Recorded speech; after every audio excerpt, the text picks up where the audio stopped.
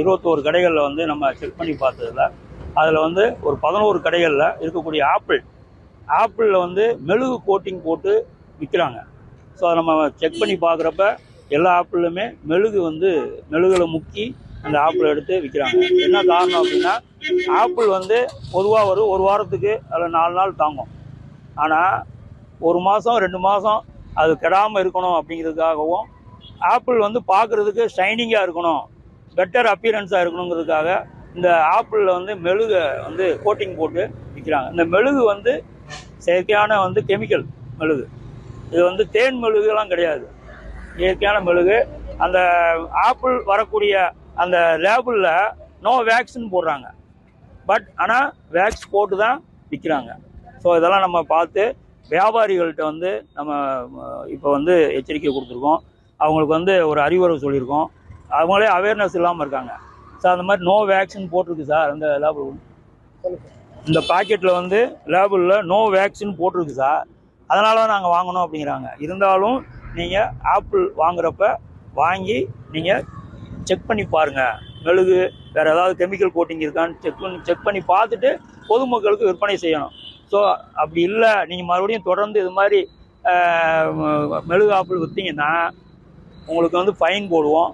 அதன் பிறகும் நீங்கள் தொடர்ந்து விற்றாமல் செய்வோம்னு சொல்லியிருக்கோம். இப்போ அவங்களுக்கு ஒரு 5000 ரூபா ஃபைன் போட்டிருக்கோம். ஏன்னா மெயின் வந்து அவங்க தான். பார்த்தீங்கன்னா அந்த பாக்ஸில் வந்து சன் ஈஸ்ட் அப்படின்ட்டு ஒரு பேனர் வச்சு பார்சல் பண்ணியிருக்காரு. இதில் பாக்ஸில் வந்து ஆமாம் சன் ஈஸ்ட். ஆமாம் சன் ஈஸ்ட் அப்படின்ட்டு. இப்போ அந்த இது மேலே கம்பெனி மேலே நீங்கள் நடவடிக்கை எடுக்க வாய்ப்பு இருக்கா? ஆமாம், நாங்கள் நோட்டீஸ் அனுப்புவோம்.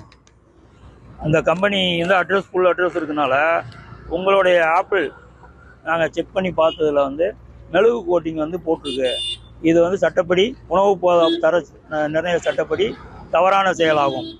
ஸோ இதை வந்து நீங்கள் விற்கக்கூடாது அப்படின்னு சொல்லி அவங்களுக்கு ஒரு விளக்கம் கேட்டு நாங்கள் நோட்டீஸ் அனுப்பிடுவோம். பேர் கிரண்குமார் சார்.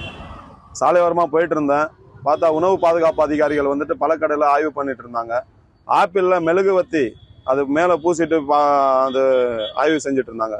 அது என்னன்னு பார்த்தோங்கன்னா கெமிக்கலாக இருக்குது, விஷத்தன்மையாக இருக்குது. பொதுமக்கள் நம்ம விழிப்புணர்வாக ஏற்படுத்திட்டு பொதுமக்களுக்கு நம்ம சொல்ல வேண்டிய கடமை என்னன்னா, பழக்கடையில் வாங்கும்போது அதை விஷத்தன்மை இருக்கா இல்லையான்னு பார்த்துட்டு சாப்பிடணும். அதே மாதிரி உணவு பாதுகாப்பு அதிகாரிகள் எல்லா கடையிலையும் போய் ஆய்வு செய்யணும்.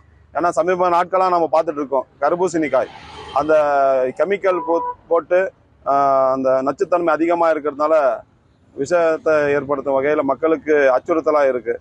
ஆகிய அதிகாரிகளும் சரி பொதுமக்களும் சரி இது வந்து கலந்தாய்வு பார்த்து அந்த பழத்தை விஷத்தன்மை இல்லாத பார்த்து பண்ணோம். அதே மாதிரி கடலை வியாபாரம் செய்கிறவங்களுக்கு ஒரு மனசாட்சியை ஏற்படுத்திட்டு மக்களுக்கு நம்ம வியாபாரம் செய்கிறது உணவு சக்தி வாய்ந்ததாக பழத்தை சாப்பிடணும். ஆனால் பழத்தை சாப்பிடும்போது அது நோய் வர மாதிரி ஆபத்தாக இருக்கிறது. பொதுமக்களுக்கும் சரி அரசு அதிகாரிகளுக்கும் சரி ஒரு அவேர்னஸ் கொண்டு வரணும்னு கேட்டுக்கொள்கிறோம். உடனுக்குடன் செய்திகளை தெரிந்து கொள்ள சன் நியூஸ் பெல் ஐகானை கிளிக் பண்ணுங்க.